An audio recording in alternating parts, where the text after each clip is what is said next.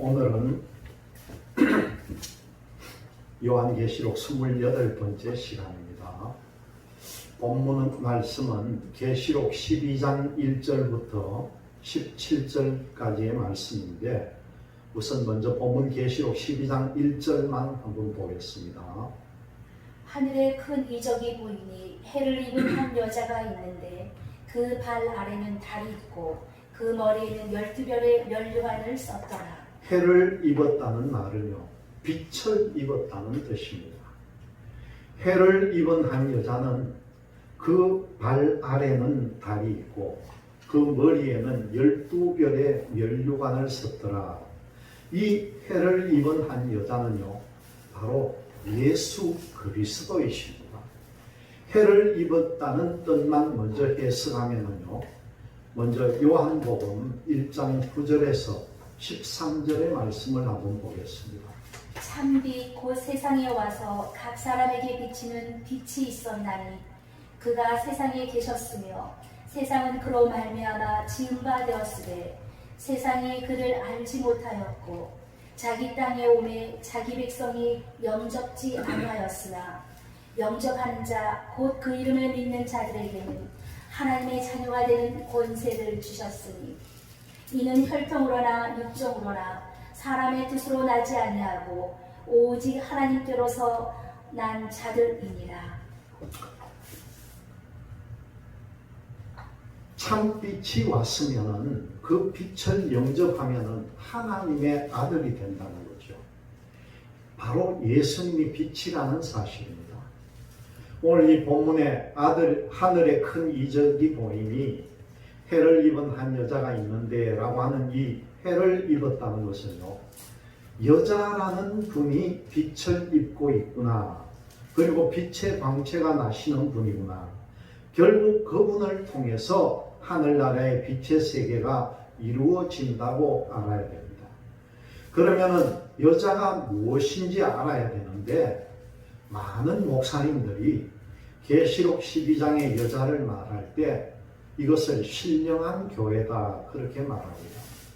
그렇게 말하는 이유가 무엇이겠습니까?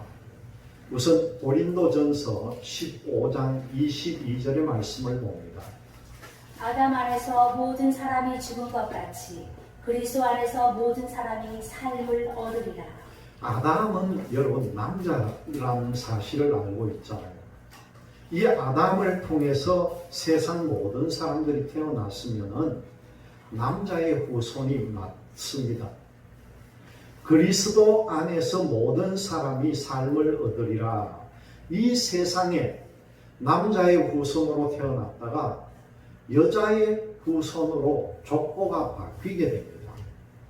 선악과를 따먹고 범죄하게 되므로 이 세상의 죄인들을 구원하기 위한 뜻이 창세기 3장에 나옵니다. 바로 창세전부터 예비했던 그분이 예수님이신데, 에베소서 1장 4절에서 5절에 그 창세전부터 죄인들을 구원하기로 예정된 분이 예수 그리스도다 그렇게 말합니다. 그분을 창세기 3장 15절에 선악과를 따먹고 범죄함으로 예수 그리스도를 소개하고 있는데, 여기에는 남자로 소개하지 않고 여자로 소개한다는 거죠. 창세기 3장 10절에서 15절의 말씀을 한번 보겠습니다.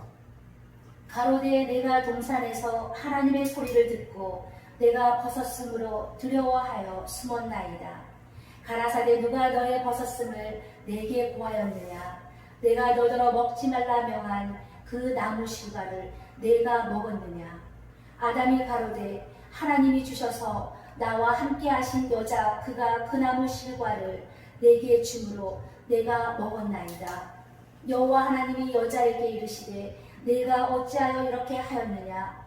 여자가 가로되 뱀이 나를 꿰므로 내가 먹었나이다. 여호와 하나님이 뱀에게 이르시되 내가 이렇게 하였으니 내가 모든 육축과 들의 모든 짐승보다 더욱 저주를 받아 배로 다니고 종신토록 흙을 먹을지니라. 내가 너로 여자와 원수가 되게 하고 너의 후손도 여자의 후손과 원수가 되게 하리니 여자의 후손은 내 머리를 상하게 할 것이요 너는 그의 발꿈치를 상하게 할 것이니라 하시고. 뱀이 여자의 발꿈치를 상하게 합니다. 그래서 예수님의 발꿈치와 손과 발에 그 못질을 한 사람은 누구입니까? 여기 말씀으로 보면은요, 뱀의 계통이라는 거예요. 예수님이 유대 땅에 오셔서 복음을 외치고 전할 때에 이 바리새인들과 서기관들에게 예수님께서 뭐라고 합니까? 뱀들아, 독사의 새끼들이다. 그렇게 말합니다. 그러면은 천사가 타락된 것이 마귀 사탄이라고 한다는 말이 맞지 않다는 거죠.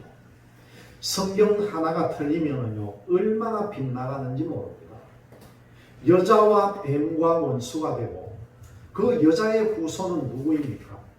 바로 예수, 그리고 모세오경에 기록된 모든 말씀을 기준으로 이사야나 예레미야나 에스겔, 다니엘 소선지자 12 모두 말씀들이 하나님의 아들 메시아가 오실 것을 이 모세오경에서부터 시작하고 있습니다.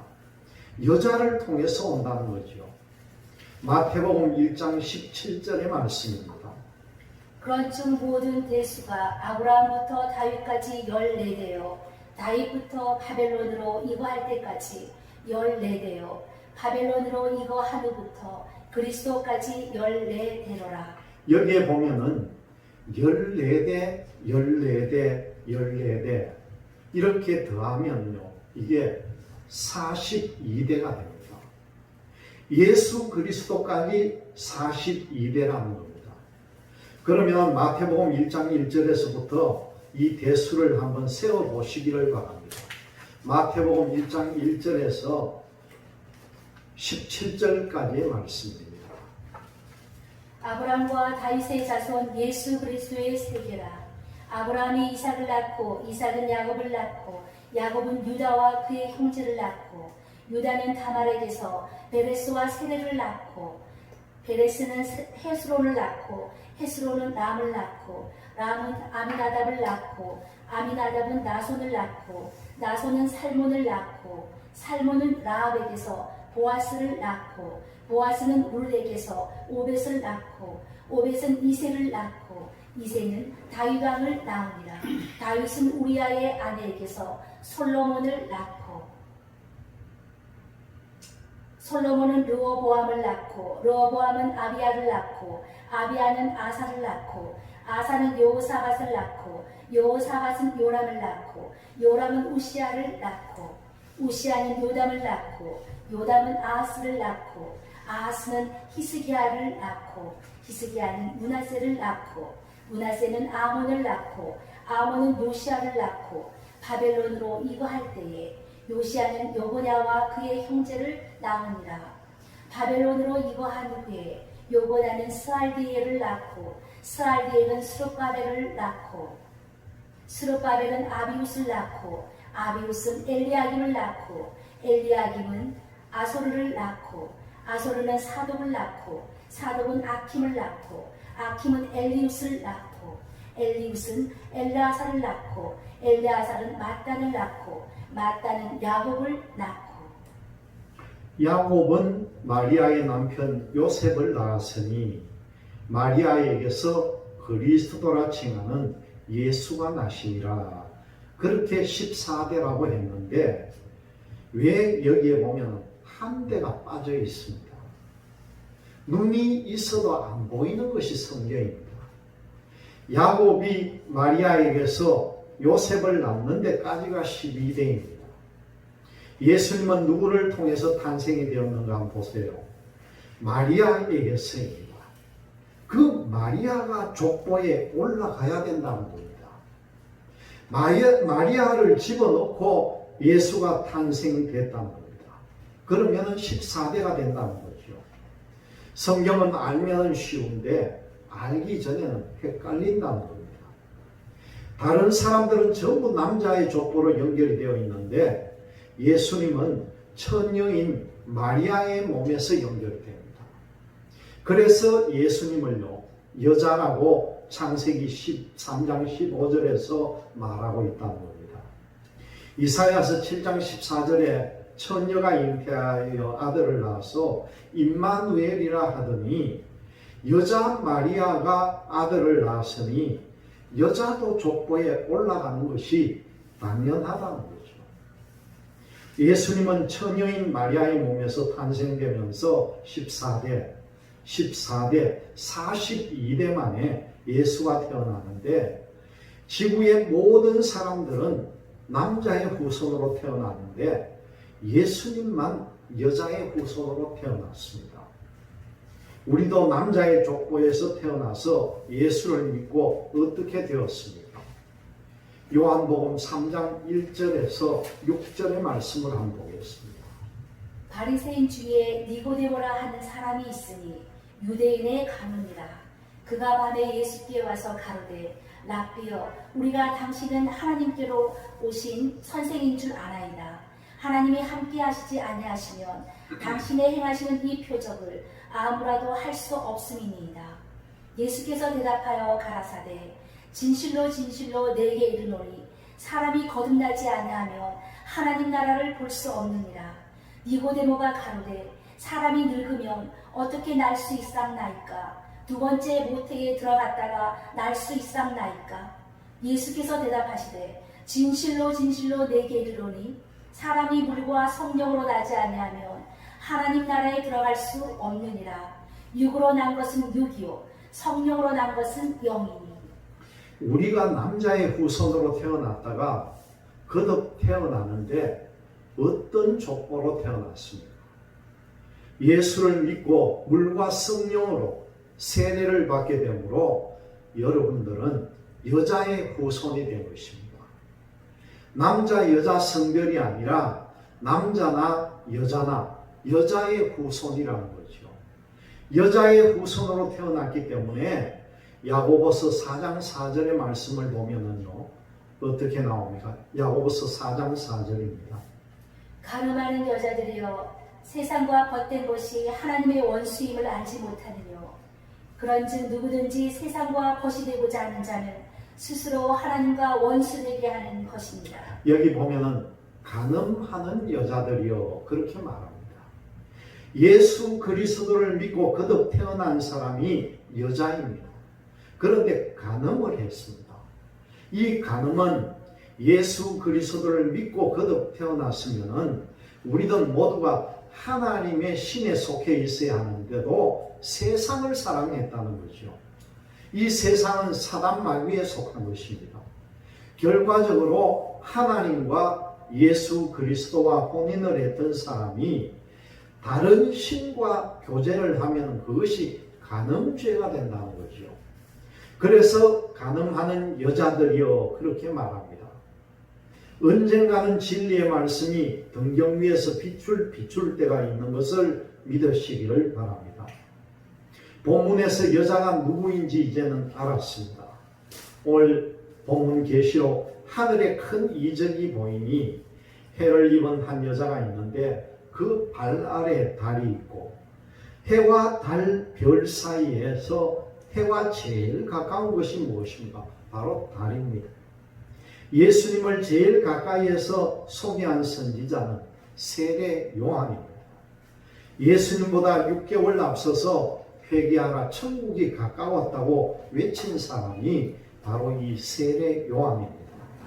마태복음 11장 10절에서 11절의 말씀을 보겠습니다. 기록된 바 보라 내가 내 사자를 내 앞에 보내노니 저가 내 길을 내 앞에 예비하리라 하신 것이 이 사람에 대한 말씀이니라. 내가 진실로 너희에게 말하노니 여자가 낳은 자 중에 세례 요한보다 큰 이가 일어남이 없도다. 예수님 앞서서 사자를 보내는 것이 바로 세례 요한이라는 거죠. 본문 계시록 12장 1절에는 해를 입은 한 여자가 있는데 그 발 아래에 달이 있고 그래서 해를 입었다고 했으니까 해와 달과 별 세 가지가 다 나왔습니다. 그렇다면 해는요 예수님이 해입니다. 그리고 달은 세례 요한이고 별은 12제자를 칭합니다. 빌립보서 4장 1절에 사도 바울이 복음을 외치고 전도할 때에 성도들에게 복음을 전하고 구원받는 성도들이 나에게 면류관이 된다, 그런 말씀이 나옵니다. 빌립보서 4장 1절의 말씀입니다. 그러므로 나의 사랑하고 사모하는 형제들, 나의 기쁨이요 면류관인 사랑하는 자들아, 이와 같이 주 안에 서라. 한 생명 구원받는 것이 복음을 외치고 증거한 사람에게 면류관이 된다는 것이죠. 복음을 전하고 전도해서 그 생명이 천국 가도록 인도하면은 없어지지 않는 영원한 상급이 됩니다.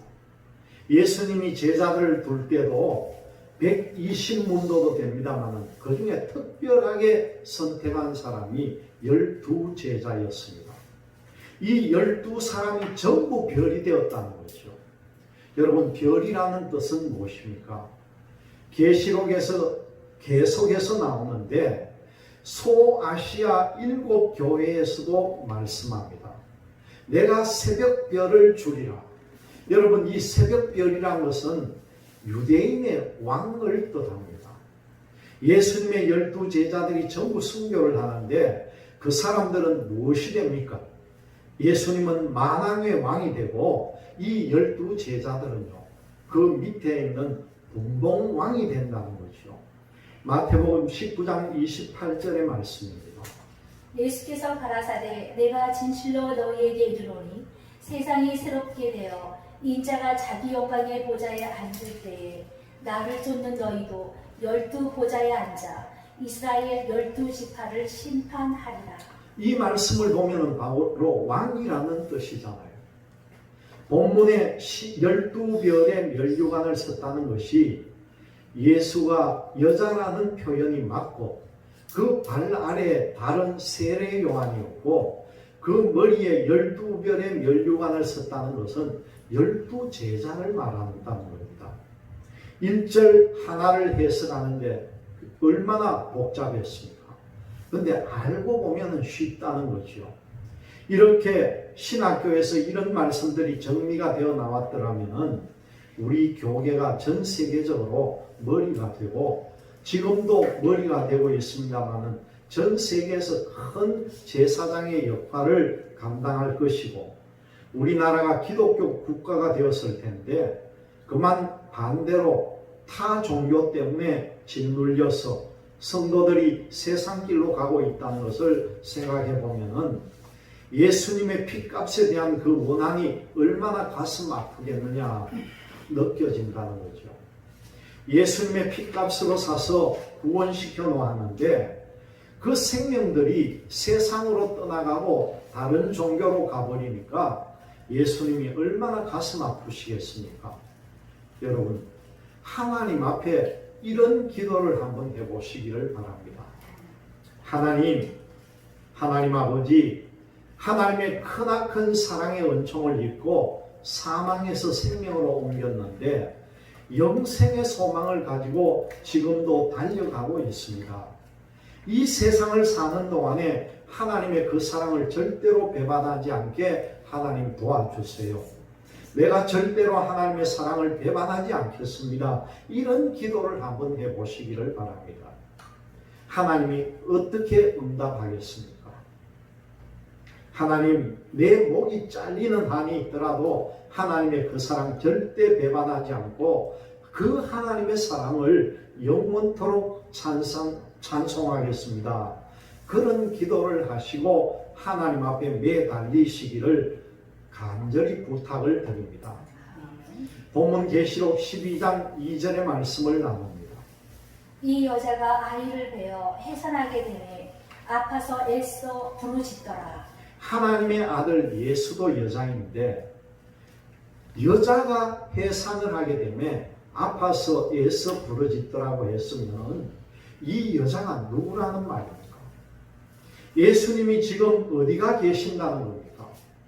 하나님 보좌 우편에 앉아 계십니다. 그런데 여자가 아이를 베어서 아파서 애써 부르짖는다는 겁니다. 여기에 잘 한번 보시기를 바랍니다. 해를 입은 한 여자가 있고 또 예수를 믿고 거듭 태어난 여자, 이렇게 둘이라는 겁니다.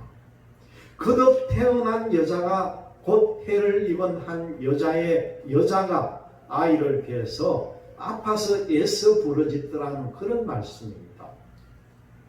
빛을 입은 여자가 아이를 배웠습니다. 그러면은 바로 여러분들이 된다고. 이 여자가 아이를 배워서 해산하게 되면 아파서 애써 부르짖더라. 여러분, 우리가 무엇으로 거듭 태어났습니까? 요한복음 3장 1절에서 6절 말씀을 보면은요, 우리는 물과 성령으로 다시 태어났다는 거죠. 그러면은 우리가 여자가 맞다는 겁니다.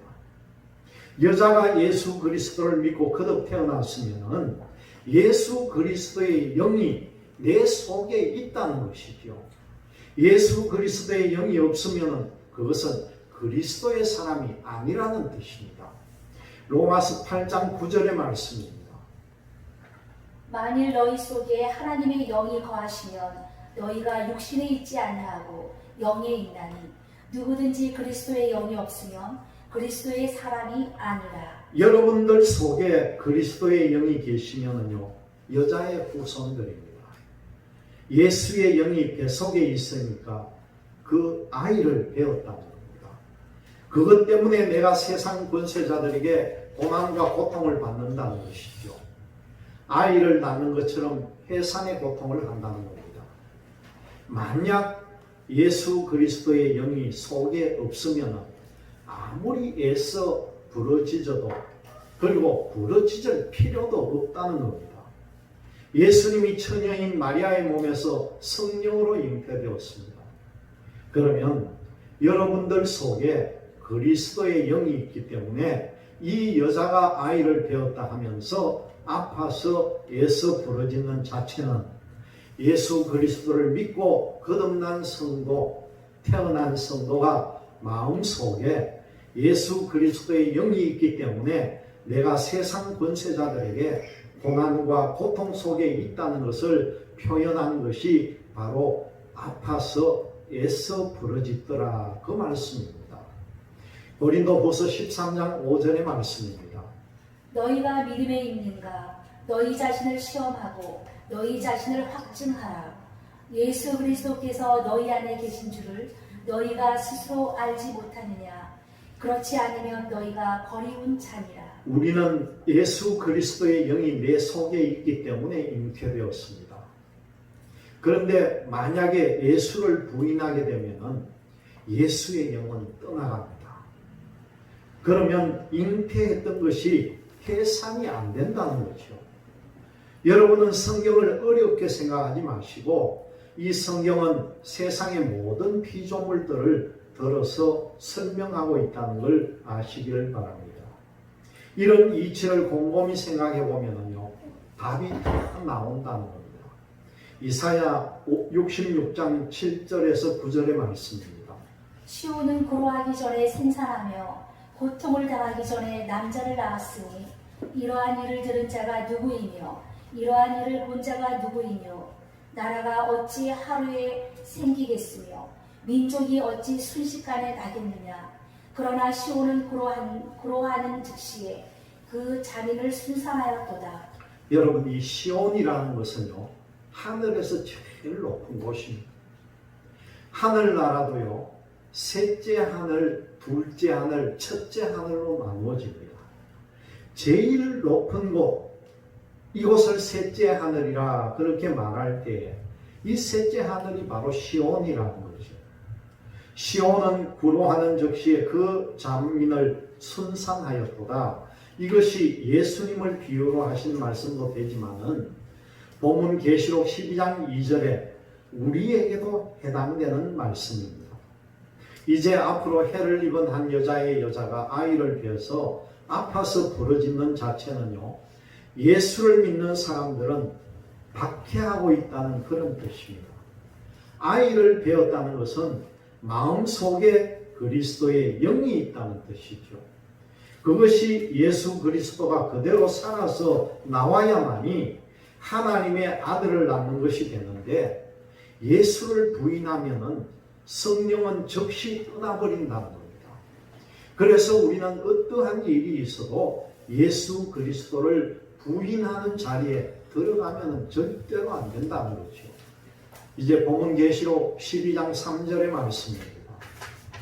하늘에 또 다른 이적이 보이니 보라 한 큰 붉은 용이 있어 머리가 7이요 뿔이 10이라 그 여러 머리에 7 면류관이 있는데 하늘에 또 다른 이적이 보이는데 한 큰 붉은 용이 머리가 7이요 뿔이 10개라는 거예요. 머리가 7개가 달렸고 뿔이 10개가 났느냐? 어떤 분은 계시록 책을 펼치기를 진짜 뿔이 10개 달린 것으로 그런 그림을 그려놓은 것을 보았습니다.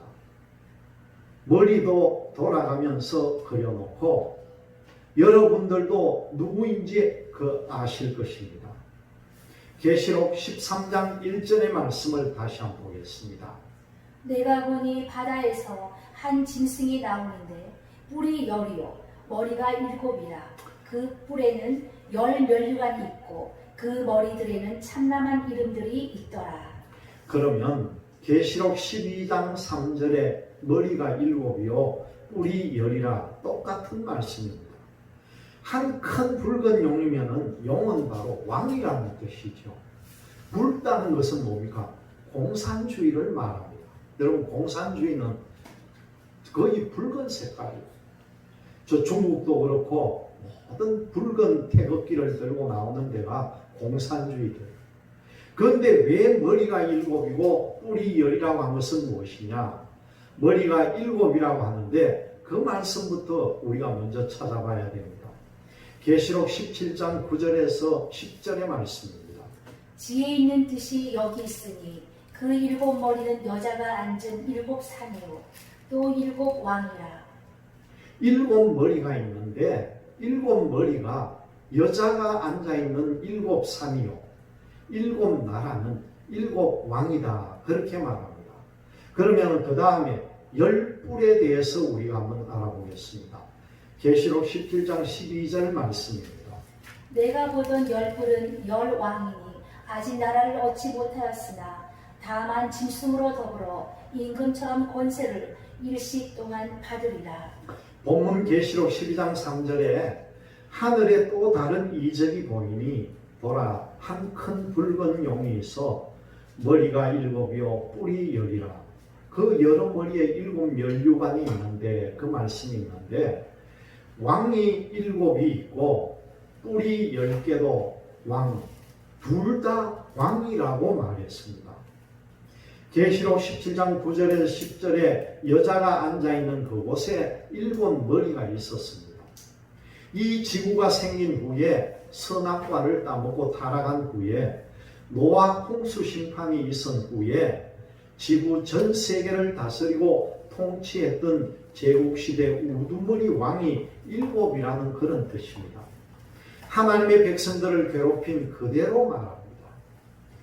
이스라엘 백성들이 애굽에 가서 430년 동안 사는 동안에 바로 왕에게 고난과 고통을 받은 이것이 첫째 우두머리가 되는 바로 왕입니다. 이집트 제국이었다는 거죠. 그리고 두 번째로 보면은요, 모세가 이스라엘 백성들을 젖과 꿀이 흐르는 가나안 땅으로 인도합니다. 그런데 이들이 하나님의 말씀을 따라 순종하지 않고 범죄함으로 하나님이 어느 나라 왕을 도구로 들어서 이스라엘 백성을 괴롭힙니까? 아수르 제국을 통해서 다스린다는 거죠. 그리고 세 번째로는 유다 백성들이 하나님의 말씀을 듣지 않고 우상을 섬기니까 하나님이 보시기에 악을 행하니까 바벨론 땅으로 끌고 가서 70년 동안을 종살이를 시킵니다. 세 번째 제국의 왕은 바로 바벨론의 느부갓네살 왕이라는 겁니다. 그리고 네 번째는 이 바벨론을 멸망시킨 나라가 고레스 왕입니다. 메데파샤 제국이 바벨론 왕을 멸망시키고 네 번째 머리가 됩니다. 그리고 다섯 번째는 메데파사 제국을 멸망시킨 나라가 그리스 헬라 제국입니다. 이 헬라 제국의 알렉산더 대왕이 전쟁을 잘하는 그런 왕이었는데 그 중동에 있는 이집트까지 침범해서 들어가고 유럽까지 유브라데 강을 건너가서 땅을 차지하고 나중에 이 알렉산더 대왕이 죽게 됩니다.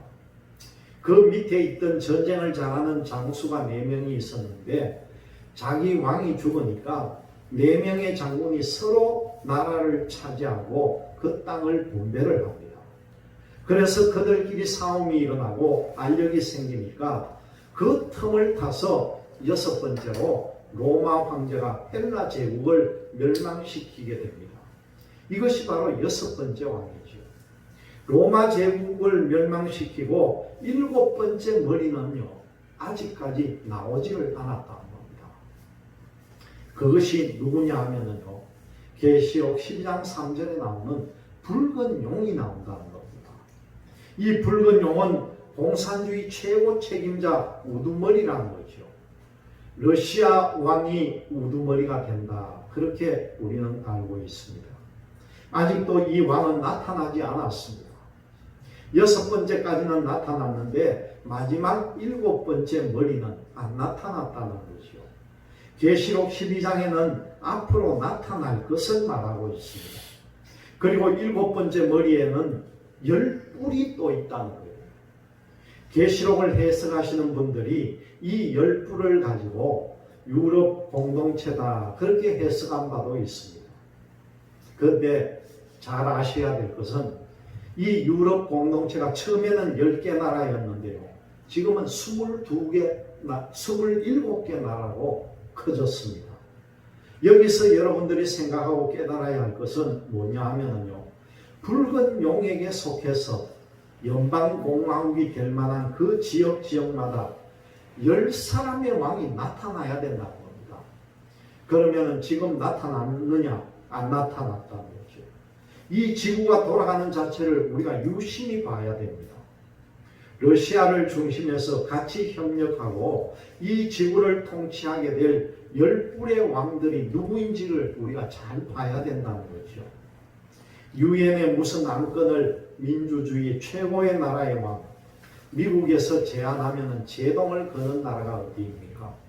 요즘 보면은 러시아와 중국이 제동을 건다는 거죠.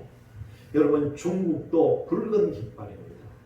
이 계통, 러시아를 중심해서 해당되는 나라가 하나 둘씩 늘어나고 있는데 아직 10개 나라가 채워지질 않았습니다.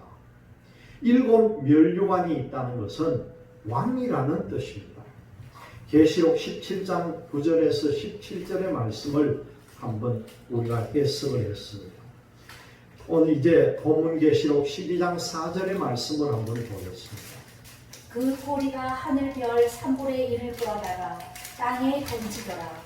용이 해산하려는 여자 앞에서 그가 해산하면 그 아이를 삼키고자 하더니. 붉은 용의 꼬리라는 거죠. 이 3절에 한 큰 붉은 용이 있어 했으니 붉은 용의 꼬리면 누가 되겠습니까? 붉은 용은 최고 통수권자인 제국의 왕이고 그 밑에는 쫄병들은 꼬리라는 사실입니다. 그 꼬리가 하늘별 3분의 1을 끌어다가 땅에 던지더라. 하늘의 별은 무엇입니까? 하늘별 3분의 1을 끌어다가 땅에 던진다는 이 별이 무엇인지를 우리가 알아야 합니다. 계시록 12장 5절과 6절의 말씀입니다. 여자가 아들을 낳으니 이는 장차 철장으로 만국을 다스릴 남자라. 그 아이를 하나님 앞과 그 보좌 앞으로 올려가더라. 보좌 앞이면은 천국으로 올라갔다는 거죠. 육신은 죽었으니 영이 올라갔다는 겁니다. 이것은 순교를 했다는 거죠. 아이를 뵌 여자가 아파서 예서 부르짖고 있는데 왕이 직접 신문을 합니다. 네가 예수를 부인하지 않느냐? 저는 죽어도 부인할 수가 없습니다. 목을 쳐서 죽였다는 거죠. 순교함으로 이 지구를 다스릴 만한 철장 권세를 주었습니다. 예수를 부인할 건지 안 할 건지를 우리는 그때 가 보아야 합니다. 성경에서 예수 그리스도만 부인하지 않고 믿음만 가지면은 성령을 기름 붓듯이 부어 주어서 담대함을 주십니다. 그 여자가 강야로 도망하매 그 여자면은 해를 입은 한 여자의 여자라는 거죠. 여기 여자가 둘이라고 하지 않았다고 항의하는 목사님도 있습니다. 여자들이라고 말하지 않고 이 여자를 단수를 말하지 않았느냐고. 그때 이 여자라고 한다고 해서 여자들이 아니라고 부인할 수 있는 것이 무엇이겠습니까? 성경을 보는 것이 문자적으로 또박또박 있어야 이해가 되는 사람도 있습니다. 이 여자가 광야로 도망한다고 했습니다.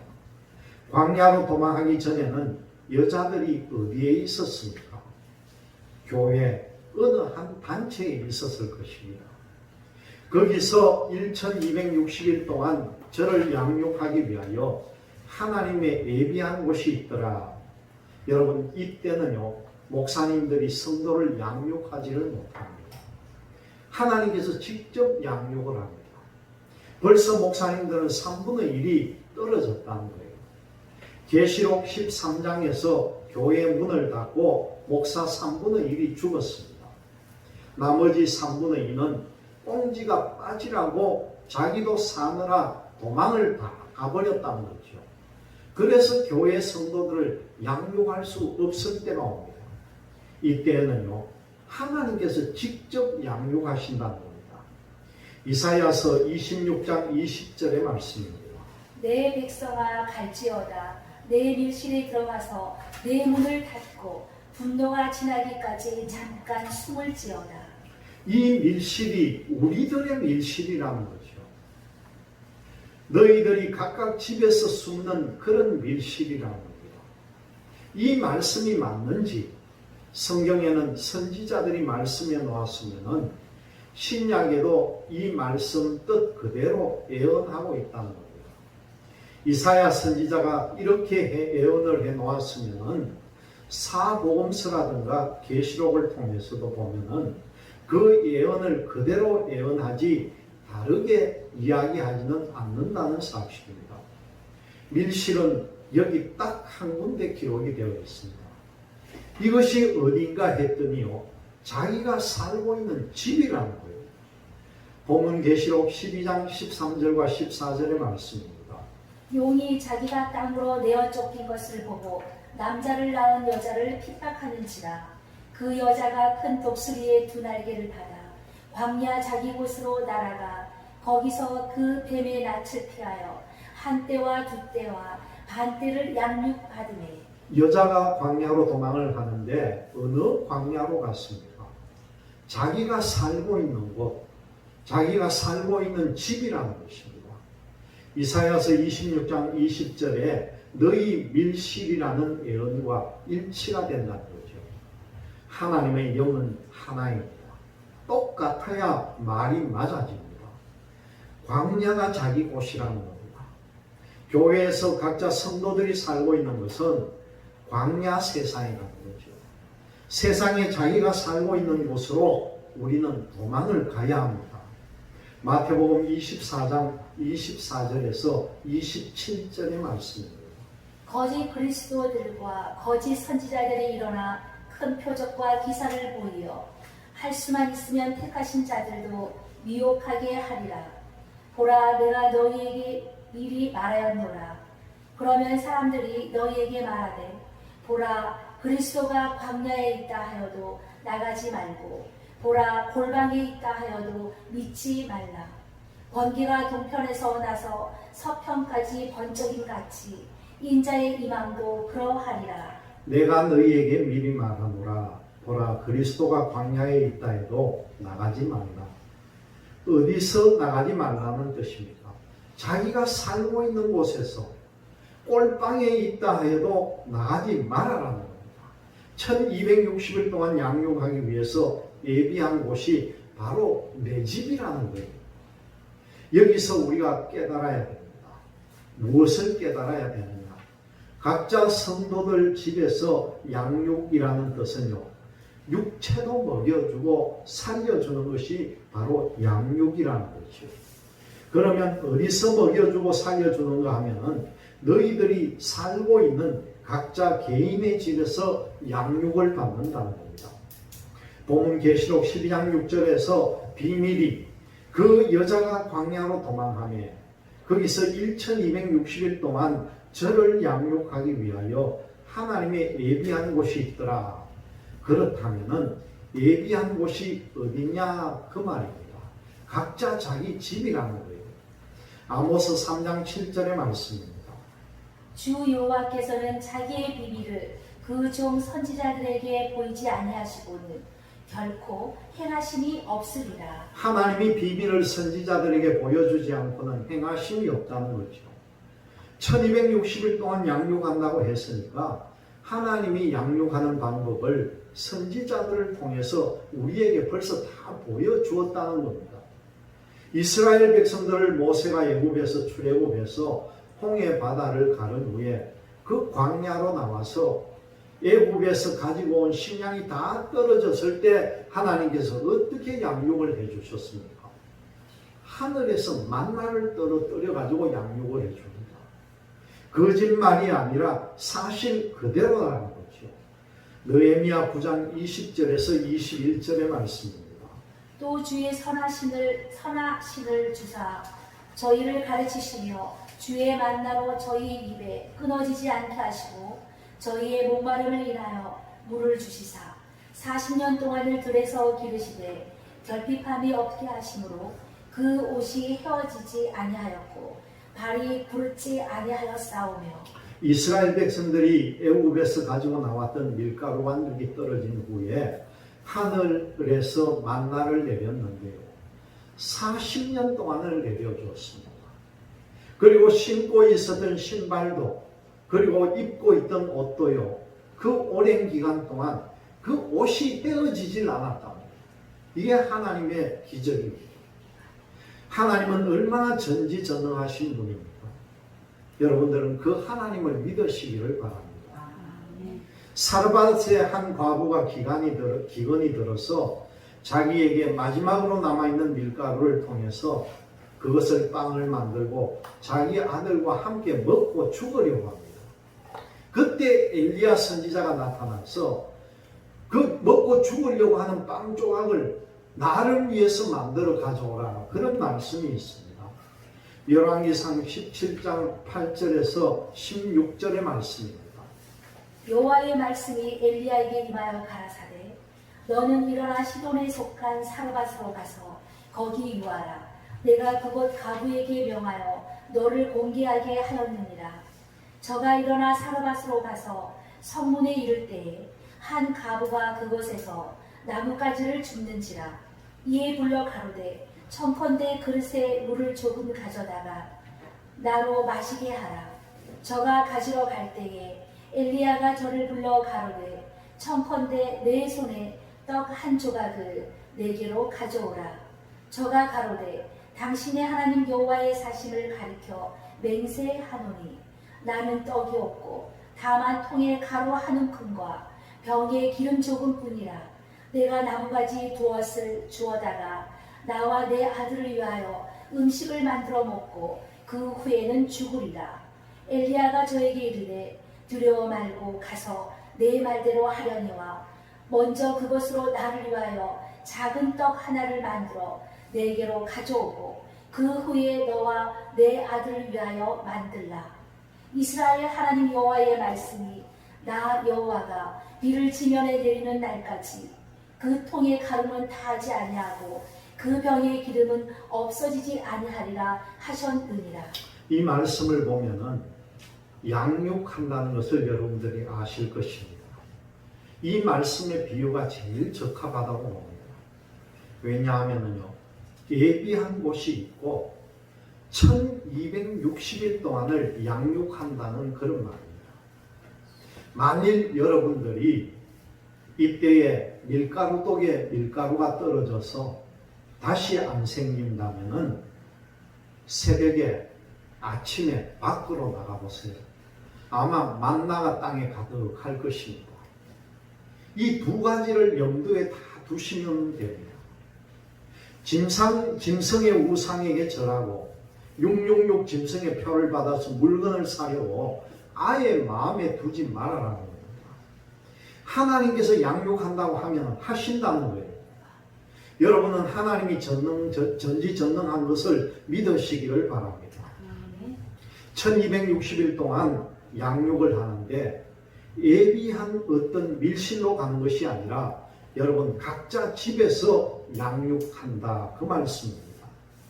이럴 때 여러분들은 기억이 없는 목사님을 집에다 모셔놓고 같이 지내면 아마 더 좋을 것입니다. 몰래 이불 속에 숨겨놓고 사세요. 단 지파가 라이스성을 침범해서 들어갈 때 누구를 데려갑니까? 자기도 복을 받으려고 레위 지파 제사장을 끌고 갑니다. 그와 같이 목사님들은요 분깃이 없다는 겁니다. 하늘 별 3분의 1을 끌어다가 땅에 던지는 판인데 그럼 이 목사들은 어디 가서 먹고 살겠습니까? 여기에 답이 나왔다는 겁니다. 성도들에게 잘 가르쳐 놓으면 이대로 성도들이 하면 된다는 거예요. 아모스 3장 7절 말씀처럼 하나님의 비밀을 그 종 선지자들에게 보이지 않고는 행하심이 없다는 그 말씀처럼 그대로 말씀이 적용되고 이루어지고 있습니다. 이것을 가지고 어떤 밀실이 있다고 유혹을 하는 사람이 있습니다. 그 예비한 곳을 자세히 찾아보지 않고서 그런 말을 한다는 거죠. 보니까 자기 곳으로 분명히 되어 있습니다. 마태복음 24장 24절에서 27절 말씀에 거짓 선지자들이요 큰 표적과 기사를 나타낸다 할지라도 나가지 말아라. 나가지 말라는 것은 네 집에서 나가지 말아라 그 뜻입니다. 이사야 선지자의 예언과 마태복음 24장의 예언과 이 계시록 12장의 예언과 전부 한 곳이라는 거죠. 분명코 하나님은 우리를 양육을 하는데 그것을 선지자들에게 다 보여주었다는 겁니다. 이 말씀을 우리가 보았습니다. 여러분 이 말씀을 꼭 기억하시기를 바랍니다. 마태복음 24장 40절에서 41절의 말씀입니다. 그때 두 사람이 밭에 있으매 하나는 데려감을 당하고 하나는 버려둠을 당할 것이요 두 여자가 매를 갈고 있으매 하나는 데려감을 당하고 하나는 버려둠을 당할 것이니라. 두 사람이 밭에서 일을 하는데요. 그 중에 한 명은 데려감을 받고 한 명은 버려둔다. 그럼 예비한 곳이 어떤 특별한 곳이 아니라는 것이 드러났잖아요. 여러분들이 그런 곳에 미혹당하지 않기 위해서 천부에 드리는 것입니다. 두 남자가 들에서 일을 하다가도 하나는 데려감을 당하고 하나는 버려둠을 당하면 일상생활에서 일하다가 도중에 간다는 겁니다. 그러면 우리가 잠을 잘 때도 갈 수가 있다는 거예요. 누가복음 17장 34절의 말씀입니다. 내가 너희에게 이르노니 그 밤에 두 남자가 한 자리에 누워 있으니 하나는 데려감을 당하고 하나는 버려둠을 당할 것이요. 분명히 밤에 잠을 자다가 들림을 받습니다. 여기는 밤이지만은요. 마태복음 24장에는 낮에 밭에서 일할 때라고 지금 말씀에 나옵니다.